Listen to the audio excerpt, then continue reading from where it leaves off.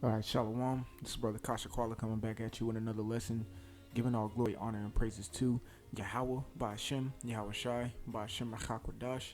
Double honors to the apostles and elders of Great Millstone who rule and teach well. Peace, love, salutation to the elect 144 first fruit. And I'm just going to go ahead and jump off and read this the script. This is 2 Corinthians chapter 10, verse 12. For we dare not make ourselves of the number or compare ourselves with some that commend themselves, but they measuring themselves by themselves and comparing themselves amongst themselves are not wise. So I wanted to get into this, and Lord willing, this lesson will be edifying.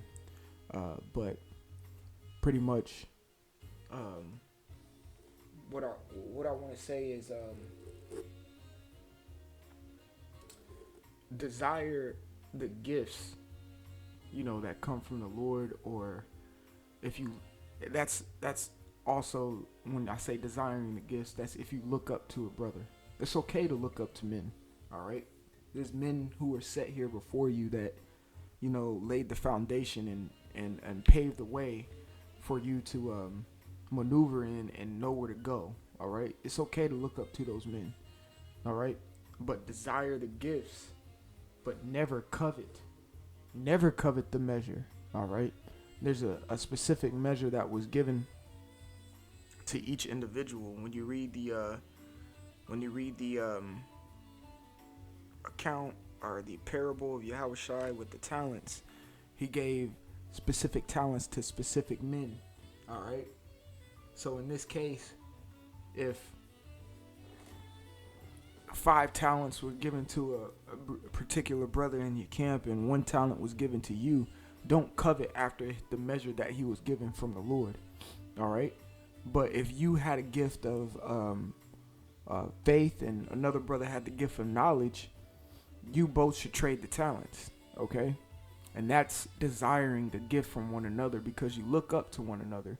The individual who's very knowledgeable may need some more faith, all right? Because usually with an individual with knowledge comes logistics, okay? Meaning what makes sense and what doesn't make sense. And sometimes faith, sometimes things don't make sense, but you just believe it, all right? And sometimes a brother with knowledge or wisdom or whatnot needs that gift that you have, all right? So just desire the gifts, but don't covet the measure of another individual. It says, for we dare not make ourselves of the number. That's right. What does he mean when he speaks here? Elect 144, okay? Just to get a precept, because Paul says this a few times in the book of Philippians.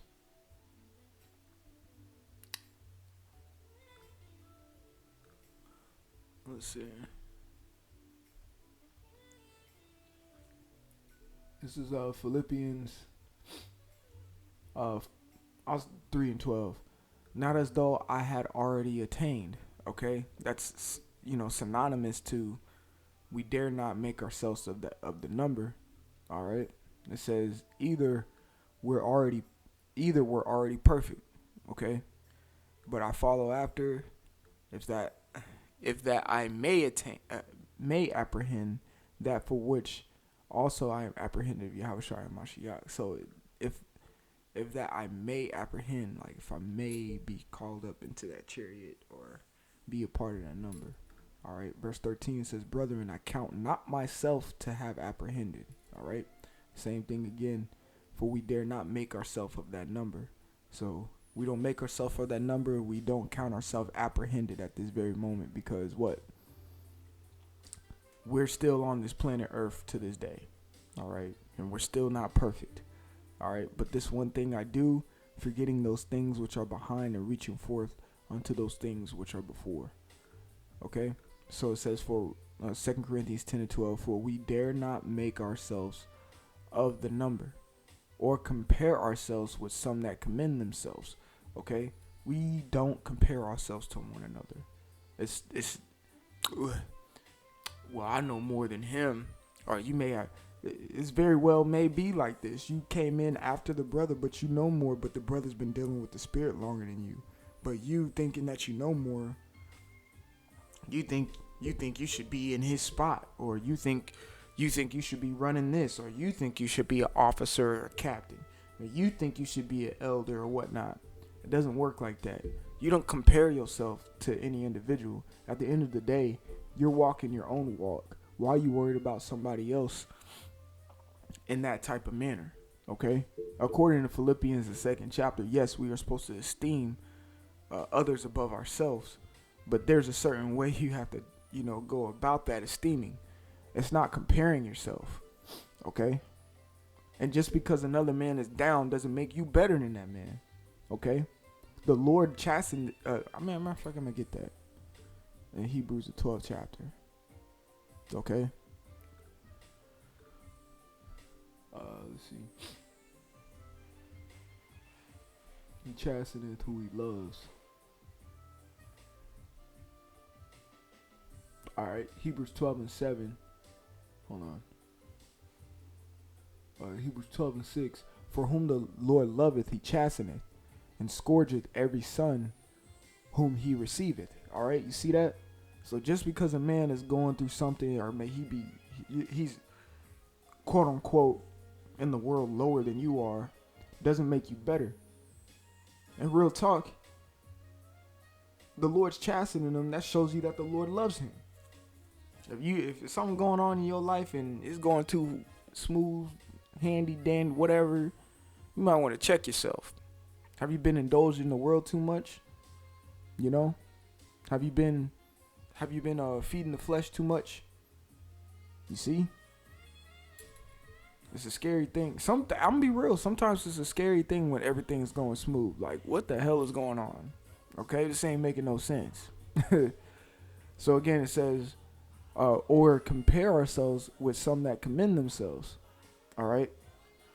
But they measuring themselves by themselves and comparing themselves among themselves are not wise. It's not a wise thing to continue. It's like competition. All right. It's not a wise thing to compete with a brother when y'all have the same goal. All right. We're all in this working together. Again, another parable, Matthew the 20th chapter, with the laborers. Okay. Every single one of those laborers are doing the same thing and agreed to the same penny. All right. No matter what time they started working, if they were working earlier, in the middle, or later than an individual, everyone's going to receive the same reward. All right. There is no competition or anything. What? Since you got beamed up on a chariot, you want to ask the Lord, well, I did this and did that more than that guy. You want a cookie? You just did what you were supposed to do. You just did what you were told. Okay? Nothing more, nothing less.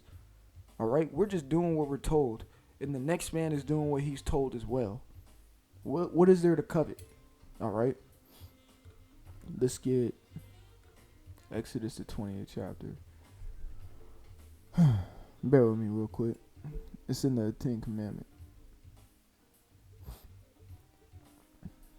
All right, this is Exodus 20:17. Thou shalt not covet thy neighbor's house. Thou shalt not covet thy neighbor's wife, nor his manservant, nor his maidservant, nor his ox, nor his ass, nor anything that is thy neighbor's. Pretty much, don't covet your neighbors or your brothers. Don't covet your neighbors. Measure. All right. When you read Exodus 20:7, it says a wife, manservants, maidservants, ox, asses. All right. His house. All right. These are measures that were given to that man via the Lord. The Lord decided to give him a house. The Lord decided to give him a wife. The Lord decided to give him servants. The Lord decided to give him an amount of oxen. The Lord decided to give him a lot amount of asses. Okay, that was a measure that was given to him. All right, look at Job. He was given a measure from the Lord, spiritually and physically, carnal, mentally, everything. He was given a measure. All right, doesn't mean you go coveting what he has. All right, you see Bill Gates out here, damn near trillionaire, I bet. All right. You think I'm sitting here coveting his position? No, I don't want it, matter of fact. But I guarantee you other Edomites are, I guarantee you other Edomites are. That's the direct reflection of why this place is going down. Esau covets the other Edomites. They're not brotherly and loving towards one another. They always want what somebody else has. They did the same thing to us. All right. The Edomites wanted our blessing. Therefore, we're in the predict. Of course, we went off, but amongst a lot of other things, including this one I'm speaking, he wanted our blessing. Therefore, we're in the position that we're in now. He's fighting for it. He wants the kingdom. He always wants what we have. He always wants what somebody else have. If you're measuring yourself and coveting against a brother, you got an Edomite spirit on you. All right. Let's go to back to Hebrews real quick. I think it's Hebrews chapter 12.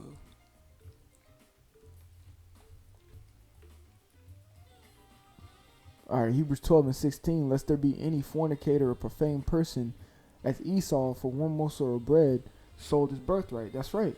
If you were coveting against a brother, you're like Esau. You're a profane person, meaning outside of the temple. All right? You're not worthy of the kingdom of heaven, since you want to covet your brother. You're all getting the same thing.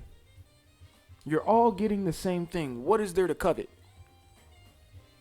You're getting the same exact thing as the brother next to you, Lord willing, y'all get apprehended. Simple and plain as that. So what is there to covet? What is there to yearn for of another brother's possessions or measure? All right? There's no point. Okay? Because you're all working for the same reward at the end of the day. All right? Nothing more, nothing less. Okay? So I just wanted to make this quick lesson. Lord willing, it was edifying. I want to give all glory, honor, and praises to Yahweh by Hashem Yahweh Shai, by Hashem Hakwadash. Double honors to the apostles and elders of great millstone who rule and teach well.